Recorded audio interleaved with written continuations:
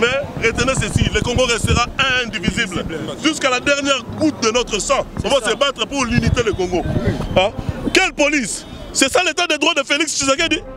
C'est ça l'état de droit qu'on a pris chez Papa Etienne Tshisekedi? Félix Tshisekedi, tu nous as déçus avec ta police. Cette police infiltrée par les Rwandais. Regarde ce qu'ils m'ont fait. Félix, j'ai combattu avec toi. Ensemble, avec le président Fayoulou, on a combattu pour votre père. Paix à son âme. Félix, regarde. C'est que ta police, aujourd'hui tu es au pouvoir avec Kabila. Regarde les résultats. Votre police infiltrée par les Rwandais, regarde ce qu'ils m'ont fait. Le Congo restera un et indivisible. Non à la balkanisation du Congo. Jusqu'à la dernière goutte de nos sang, on va se battre. Nous sommes prêts à mourir pour le Congo. Mais les policiers ont commencé à maltraiter les Congolais. Depuis Massina Pascal, ils ont plusieurs barrages au niveau de Massina, jusqu'ici à l'échangeur. Arrivé à l'échangeur, personnellement, j'ai été menacé. Hein? Je me suis bagarré avec eux, regarde ce qu'ils m'ont fait. Et ils se sont dit qu'ils vont nous tuer. Et ces policiers, parmi ces policiers, il y a des sujets rwandais. Voilà pourquoi nous demandons, quand nous allons prendre le pays le commande de ces pays, nous allons exfiltrer tous ces infiltrés étrangers dans notre armée, dans notre police, dans nos services de sécurité. Félix, tu as échoué. Ce n'est pas l'état de droit. Donc, de la même manière, Kabila traitait vos militants. Aujourd'hui, tu traites les militants du président Fayoulou. On va aller avec vous jusqu'au bout. Que le sang de mes ancêtres vont tomber jusqu'au bout, jusqu'à la fin. On ira jusqu'au bout. C'est ça. Oui, le commandant, il est où le commandant? Mon commandant. Voilà.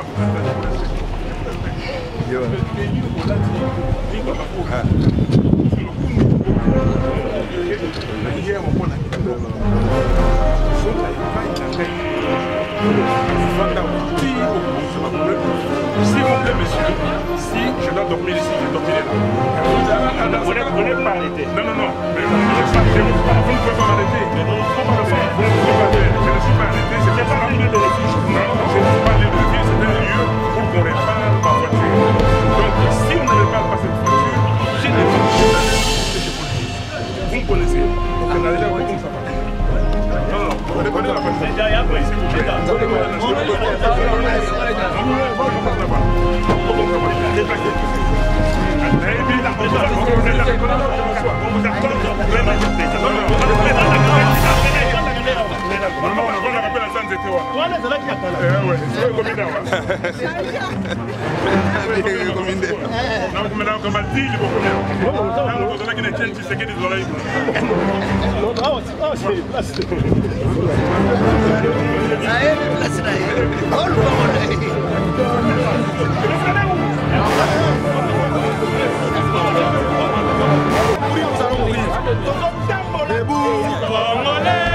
unis par le sang, unis par l'effort pour l'indépendance. L'on a trouvé, et pour le monde, prenons les plus belles élans, dans la paix on fait plandant. Dans les labeurs, nous bâtirons un pays plus beau qu'avant, dans la paix citoyen.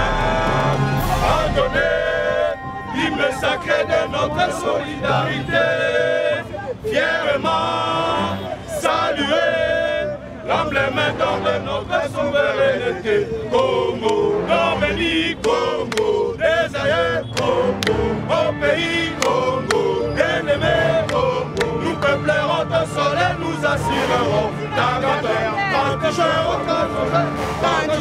nous soleil, ton sacré soleil témoin, tout sacré c'est l'immonté, c'est ma liberté. Et nous lèvons à notre postérité pour toujours.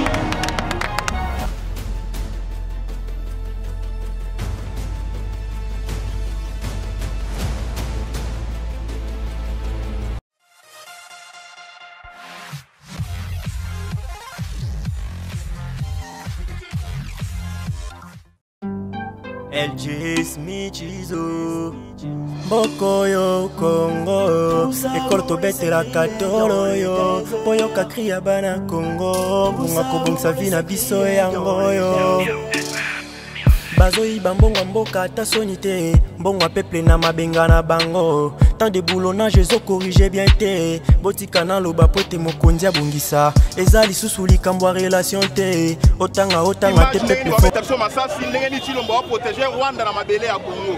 Marche à unité nationale Chilombo lobi ne touche pas mon Rwanda. Nous allons continuer. Tu as affronté la police. Tu as affronté la police, tu as affronté toutes les unités à la police et à ville. Voilà, vous savez que mabele ya Congo restera indivisible. Chilombo va police kanae. Lobi ne touche pas mon Rwanda. Il n'y a pas de Congo sans Minembwe. Pas de Congo sans Minembwe. Le Congo restera indivisible.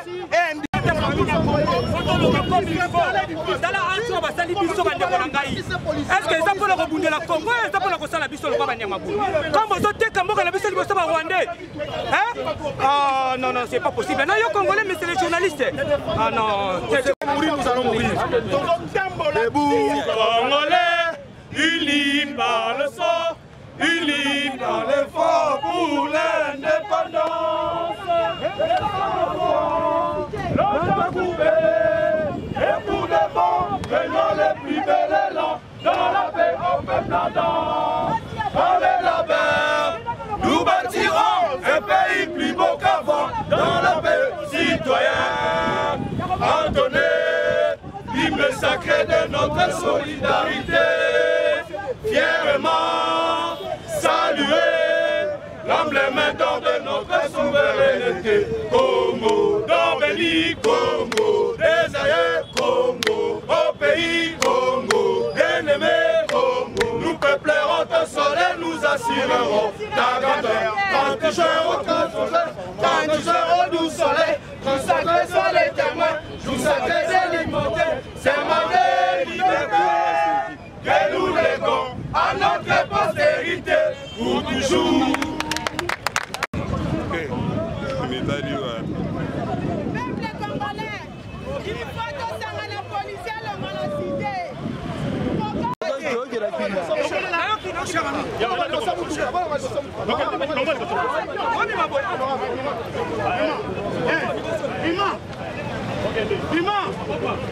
Monsieur.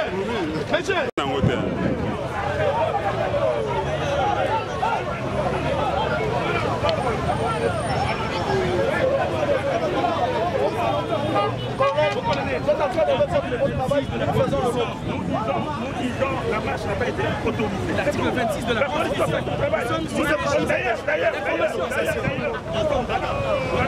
Il y a même pour une constitution, s'il vous plaît. Pour une constitution.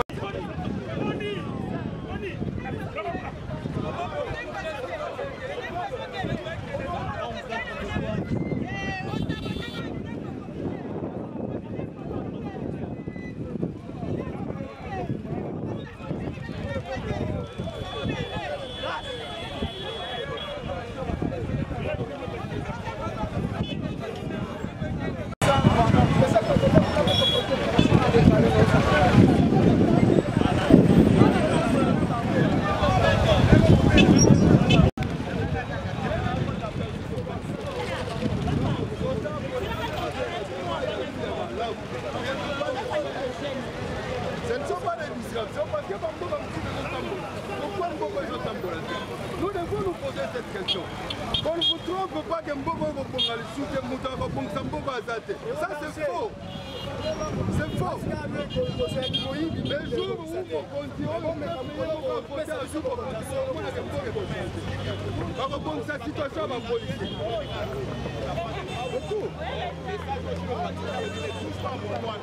Je ne touche pas à mon Rwanda. Mais il n'y a pas de Congo sans Minembwe. Il y a mon Mabele. Soldat Bunda pour Mabele Kolo. Ils ont autant pour Mabele Kolo. Même objectif. Même objectif. Autant pour Mabele Kolo, soldat ont protégé Mabele Kolo. Même objectif. Maintenant, la sécurité a présent Fayou Nangana et c'est qu'on a fait des. Donc, comment tu es venu on a pu sortir?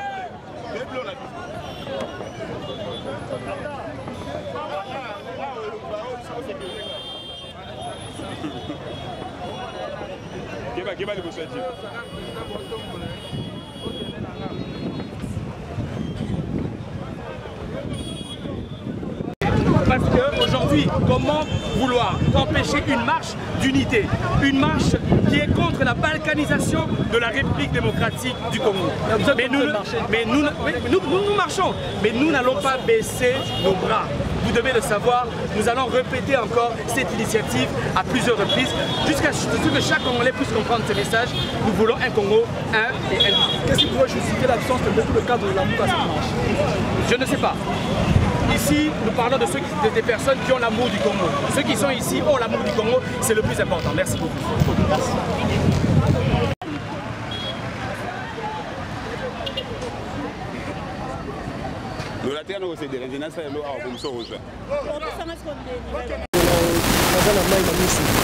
On a que démocratie, la vie c'est toujours en mal.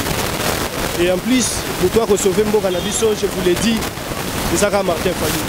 Pourquoi? Parce que nous nous rendons compte qu'un dictateur ne peut même pas instaurer la démocratie. Et pour défendre l'intégrité territoriale de Mboka Nabiso, et c'est que biso mobana congolais, ba vrai congolais, biso monde to telema. Les étrangers te onyo so bâtir en place, ndé ba ko défendre Mboka Nabiso. Le Congo est en train de partir progressivement.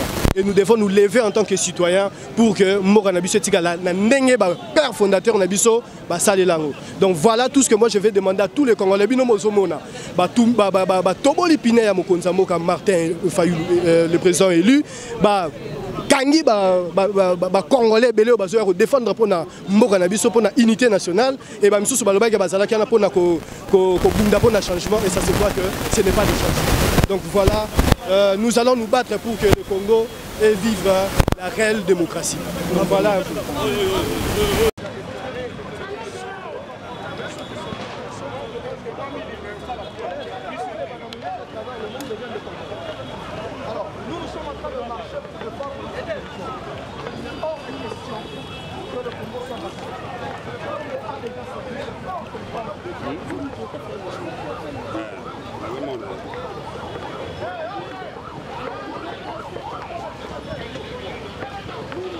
Avec ces Rwandais.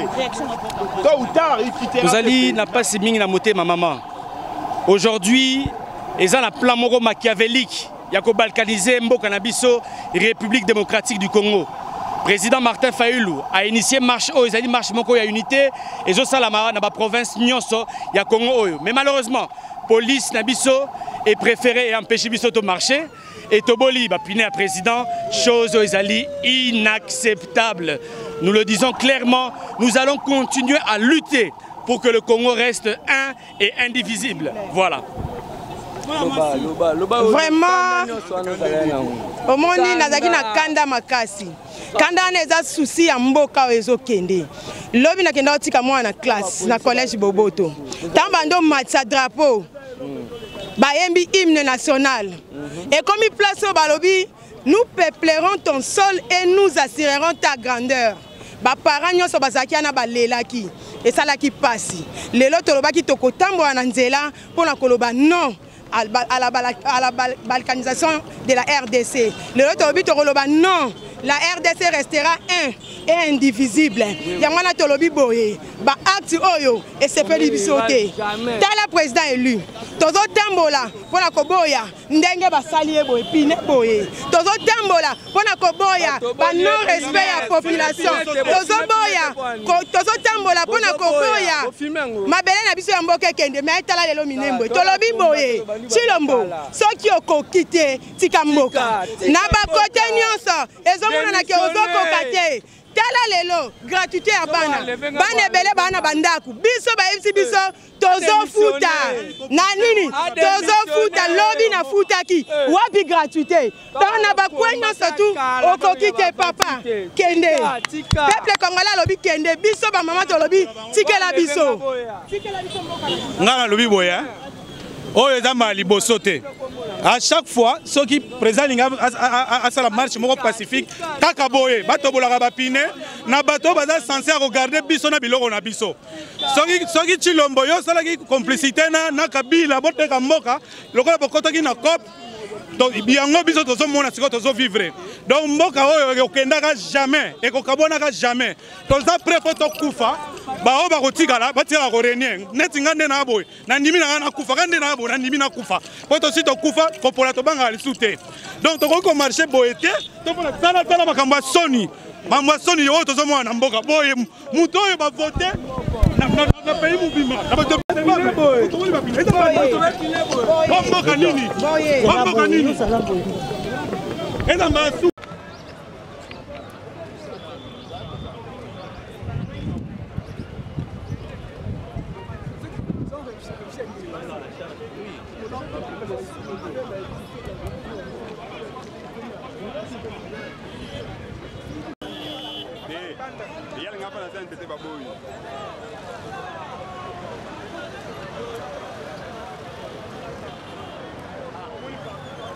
Petit boulevard, nous sommes comme un niveau à échanger. On voyait, il y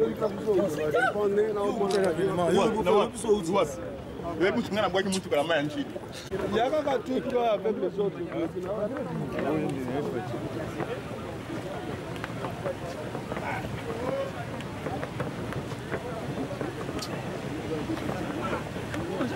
On doit savoir maintenant ce que le pays là. On va garder des intérêts.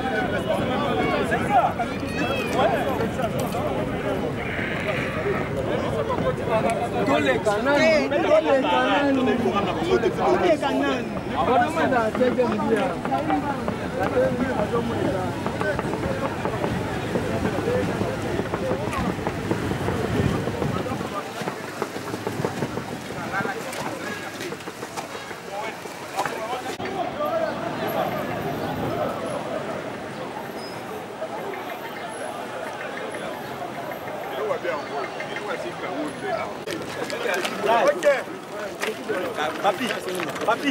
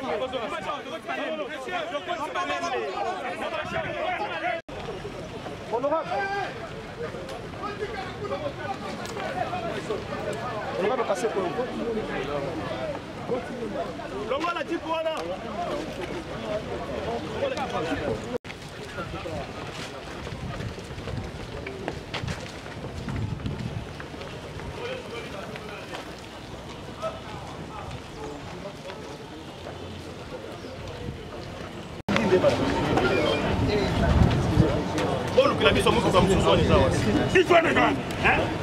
Quand il s'habille, pour une chose, le commandant, il est où le commandant? Mon commandant. Voilà, vous êtes, je vous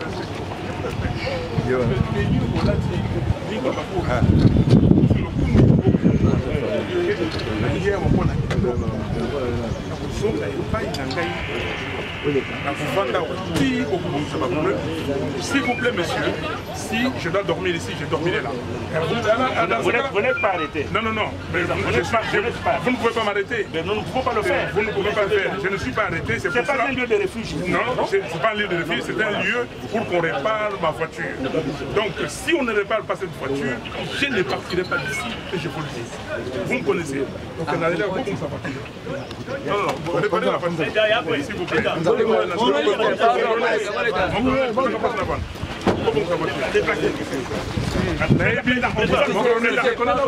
On vous accorde le président. Non, on va rappeler la santé.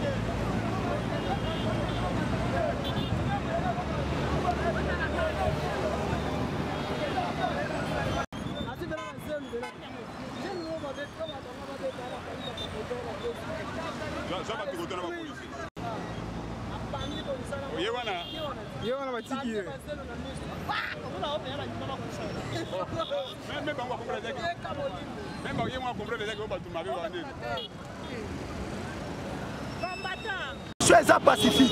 Tobandaki na Pascal, babeti biso ba massas, babou portant, babali réel. Tokomi na échangeur. Bazui ba pinière mokonzi. Président Martin Fayulu, bakoti yango ba poignard ba pasoli yango. Eza ba pinière cher. Tolobi boye. Soki ba sali erreur. Namoni la police ba ochokanga deux fois. Soki ba sali erreur to kosala sabotage. Ba alimentation ezali awa, ba station ezali awa ekozika pona le président Martin Fayulu Matidi.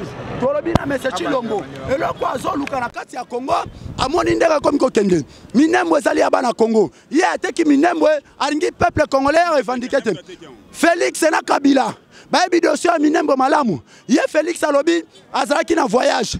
Tango ye soi-disant président au voyager, administration na réseau sala. Comment ministre intérieur, ministre de la défense, ministre de la décentralisation a appliqué le dossier sans pourtant yo oyeba. Yango tolo baza lilingi ya pamba. Tant tozolo baza lilingi ya pamba, peuple congolais a yebiété. Félix mais c'est Chilombo baza lilingi ya pamba parce qu'il y a le dossier ya Minembwe a yebi yango tazaki na voyage. Tango tozo bisa peuple congolais, mais c'est Chilombo baza lilingi ya pamba, bozo chatembe. Yango tolobi boye soki basali je to sala sabotage na alimentation to sala sabotage soki basali ba je babimisa président Martin Fayulu po biso to kende bakangi ete piné na ye bakotisi yango ba poignée ba pasoli alors biso to biso ba somba piné soki ba somba piné to sala sabotage bino bozala pona kotindela bana poto bala mokili moma ba image to kolemba to kufa biso na bango elongo pona mboko tozo marché pona Congo. Minyembo eko kabana te. Président Mobutu aleka awa 32 ans atikala ko kabola Congo te. Kabila aleki awa atikala ko kabola Congo te. E comme natura ndeko na biso Chilombo Congo kabana pona nini? Tozo marché pona Minyembo tolingi Congo na biso nyonso ezala mubimba. Toboyi e kabana ata mukete. So pona bongo to ndimi to kufa pona Congo. Ndeko soka zo kokate atika pouvoir. Bonjour, je vous avais dit l'autre fois que le plan de la balkanisation de la RDC est déjà sur la table des Occidentaux. Des Occidentaux précisément, je vous dis précisément l'ambassadeur des Nations Unies en RDC, Nditalas, il connaît tout par rapport à la balkanisation de la RDC. Alors nous savons très bien, étant donné que le président Martin Fayulu est vivant, ce complot-là ne passera pas. Merci beaucoup. nazo marché pour na mabele na biso ya Minembwe. Minembwe eza mabele na biso. Sans Minembwe Congo ko exister te. Ya ngwana lelo biso na soto na balabala pour na ko déclarer mabele na biso. Tant que mbaka hymne national tolo baka nini. To ko assurer grandeur ya mboka na biso. Alors pourquoi to zoti mboka na biso kende? Donc to ko marché tina suka. Ya ngwana loko na ngana kebisa ndeko Félix. Makambo yo ye ayeba kiango asala assemblée te kazala ki na voyage. Bango bakomi ko sala bakomi ko zwa mboka o lokola G des dames. Soki o yazate ye a nommé ba nani ba magistrat. Soki o yazate baki bakaboli Minembwe. Et loko lengina lobane asala attention. Asala attention akuta ki Congo mobimba. Mobutu aloba na biso le Congo restera un et uni. Jamais ko ki ko kabola Congo na mokola lelo. On est na poser ko loba ngwana. Mais retenez ceci, le Congo restera indivisible. Jusqu'à la dernière goutte de notre sang. On va se battre pour l'unité du Congo. Hein? Quelle police? C'est ça l'état de droit de Félix Tshisekedi? C'est ça l'état de droit qu'on a pris chez Papa Etienne Tshisekedi? Félix Tshisekedi, tu nous as déçus avec ta police. Cette police infiltrée par les Rwandais. Regarde ce qu'ils m'ont fait. Félix, j'ai combattu avec toi. Ensemble, avec le président Fayoulou, on a combattu pour votre père. Paix à son âme. Félix, regarde. C'est que ta police, aujourd'hui tu es au pouvoir avec Kabila. Regarde le résultat. Votre police infiltrée par les Rwandais, regarde ce qu'ils m'ont fait. Le Congo restera un et indivisible. Non à la balkanisation du Congo. Jusqu'à la dernière goutte de nos sang, on va se battre. Nous sommes prêts à mourir pour le Congo. Mais les policiers ont commencé à maltraiter les Congolais. Depuis Massina Pascal, ils ont plusieurs barrages au niveau de Massina, jusqu'ici à l'échangeur. Arrivé à l'échangeur, personnellement, j'ai été menacé. Hein? Je me suis bagarré avec eux, regarde ce qu'ils m'ont fait. Et ils se sont dit qu'ils vont nous tuer. Et ces policiers, parmi ces policiers, il y a des sujets rwandais. Voilà pourquoi nous demandons, quand nous allons prendre le pays, le commande de ces pays, nous allons exfiltrer tous ces infiltrés étrangers dans notre armée, dans notre police, dans nos services de sécurité. Félix, tu as échoué. Ce n'est pas l'état de droit. Donc, de la même manière, Kabila traitait vos militants. Aujourd'hui, tu traites les militants du président Fayoulou. On va aller avec vous jusqu'au bout. Que le sang de mes ancêtres vont tomber jusqu'au bout, jusqu'à la fin. On ira jusqu'au bout. C'est ça, merci. Nakola lelo ezali mukolo to ngaki to bimaki poto sauver mboka na biso Congo contre ba oppresseurs, contre occupation. Ba Rwandais baye bali basala Congo comme lokola Kosovo, ndenge ba Albanais ba botolaki Kosovo na Yougoslavie, ba balkaniser Congo. Congo comme appé biteni ndenge Patrice Lumumba atelemelaki yango biso tolobi non to bimaki na président Fayoulou na décidé avec ce qui marche lelo gouverneur Avir azalaki informé esengelaki na biso lelo tokokako lakisa na face du monde que biso tozali contre makambo oyo eza kosalema kuna mpona interpeller population na communauté internationale ba policier babimi bapandi biso na nzela bapekisi marche oyo eza constitutionnelle bapekisi biso totambola batoboli même bapine ya président élu Martin Fayoulou ya mutuka et puis bamemi biso awa na échangeur ya limité na pire po bakokako kanga biso munoko mais biso tolobi te toko continuer jusqu'au bout toko lutter mboka oyo bakotika koteka ngo ata na eteni ata ndambo eteni toko ndima bateka ngo te ba génération future oyo bakoya il faut bakuta Congo exact toujours uni et exact toujours fort toko lemba lutte na biso te toza jusqu'au bout to sengi na baye oyo bazali ennemi ya peuple congolais ba oyo bazali ko encourager mabe na mboka Congo batika makambo baza kosala communauté internationale bino ba américain bino ba mboka ya songolo pakala bino ba boxo ki parana Congo ba africain bino ba politicien congolais Congo eza ba congolais nyonso Congolais nyonso dans le droit. Pardon, marche on est annulé la présidente de la République, mais pourquoi il est pour annuler totalement le Nzela? Constitution mboka na biso eza ko instituer régime il y a information et non régime il y a autorisation. Donc en République démocratique du Congo, dans les droits positifs actuels constitutionnels, on ne peut jamais interdire une marche pacifique. Et puis marche wana eza pour intérêt à ba Congolais, mabele ya mboka Congo ndeza en danger. Mais le babou.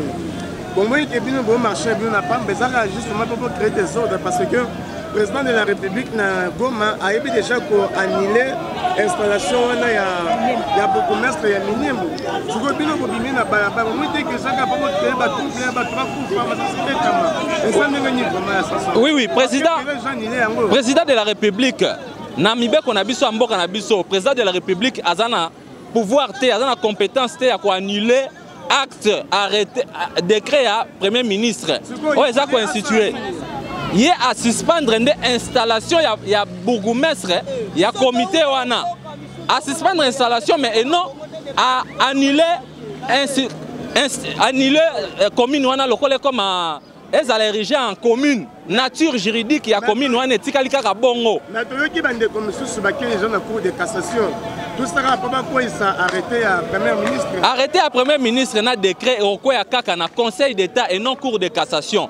Conseil d'État n'est allé compétent pour revoir l'acte administratif nyonso. Il y a ba autorité réglementaire et mboka na biso. Le président élu Martin Fayulu azali arrêté azali comment séquestré à na pire à la police échangère. Police intervention rapide il y a échangère à séquestré. Batoboli ba pinene ba kotisi kuna ba bombi kuna. Ça va président Martin Fayulu bakangie awa na échange ndenge olobi. Alors ba allié na ye bato la muka ndeti Adolphe Mozito Adolphe Jean-Pierre Bemba et Moïse Katumbi. Ba ça va pour le moment. Adolphe Mozito azalaki wana na Pascal na biso na marche ba interdire ye à marcher té l'état linga kitana mutuka déjà ba barricade mutuka na ye ba encercler ngona ba policier pe ba balusier azongi azongi akei na base ake na base esika ba militaire bazali esika oyo ba okende po ba osala meeting ba loba po ba éveiller un peu population na makambo ezo salem. Oui oui, meeting esengeli eza na triomphal biso to ye awa il faut to que na s'il vous plaît. La parole. Ok, merci. Aujourd'hui, le lot au monde, mais c'est Chilombo, c'est un facteur limitant pour la progression de la jeunesse. Un système qui ne respecte jamais la jeunesse, c'est un système où ils ont koufa. Ça veut dire que l'état des droits est maman, la réalité ne vous enseigne-t-il pas? Où est l'état des droits? Qu'est-ce qu'on appelle l'état des droits? L'état des droits, c'est un slogan. Mais c'est Chilombo venu, c'est un escroquerie au sommet de l'État. Il est venu escroquer les gens, la jeunesse.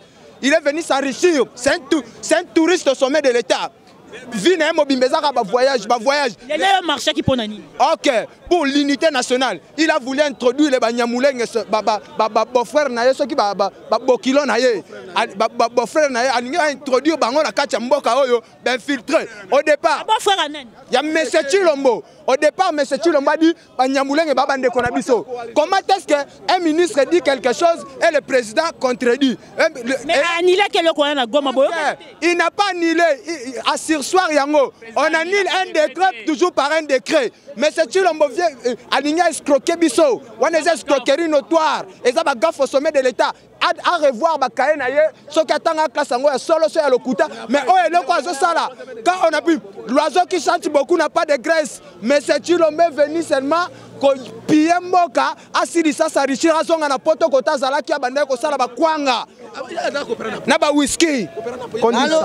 Mo Congo ezamboka na biso ezate likambo ekolo likambo ani biso to botama ba Congo nde Lumumba kufa ba kimba nde biso pe to ba congolais ezate ke o koti mokonzo baluba bana ga biso to ba koto bunande ekolo po ba botanga Congo nga sala choite nzambe na sala yanga choite ngona ndima ko ndima pe pona ba politicien mboko na pona bunda pona ba pona Congo ba ba komi o kabola mabelo boye régime est gafé nani le régime est gafé nani. Bon, merci Aya. En faisant l'observation, Monsieur Chilombo, Azana est compétent dans le gouvernement. Azana est compétent? Oui. Nanini? Est-ce que tu as liboso d'aba anomaka l'année passée? Mine, oui, jusqu'à magistrat. Magistrat. Et comment que moi, pour que ça bango que Monsieur Chilombo ne gouverne, parce que le gouverne c'est Monsieur Kabila. Il y a solo wana. Oui. Ils ont dit méthode de droite. Je n'accepte pas. Maman, moi je suis un étudiant de l'université. En faisant l'observation, Je suis né de l'Équateur. Je suis né à l'Équateur, grandi à l'Équateur. J'ai mon diplôme d'État à l'Équateur. Ce qui n'a pas Kinshasa, mon thème n'a soutenu l'IDPS. Depuis le départ de Papa Etienne Tshisekedi, na mon IDPS est parti pour sauver Kabila à 100%. C'est la raison pour laquelle na quitté Kiango. Je n'ai pas carte IDPS mais na pas sur pour garder l'unité. Papa, là il marché pour nous. Maman ton marché les Cambo vraiment ce que moni que to tiki ba occupation na ton marché, to za na souci makasi puisque Congo ezakaka richesse moko nzamba pesa biso za Congo. To za na mboka mususu te. Alors tangu ba Rwandais bazoko occuper mboka na biso illégalement. Biso futo marché. Bon. En même temps, Mbokango Félix Aye, soit en disant état de droit. État de droit, maintenant, biso doit réclamer droit na biso. Pourquoi continue na ba policier ba banako beta? Message eza boy sikoyo. Aye bake. Ceux qui vont continuer na babiloko boy. Biso population. Donc, toko bima na balabala, to ndimika ko boma na siko policier a betika nenga betika zona. Biso to lani ba wona bandako. Bon, nga na obakisa boy. Milembo wana obake sala. Soit disant président. Alors, non, comment c'est possible les ambassadeurs, les chefs d'état-major, les députés nationaux, le président Oebake, et le risque que effectivement, si le mot a pouvoir à mon côté.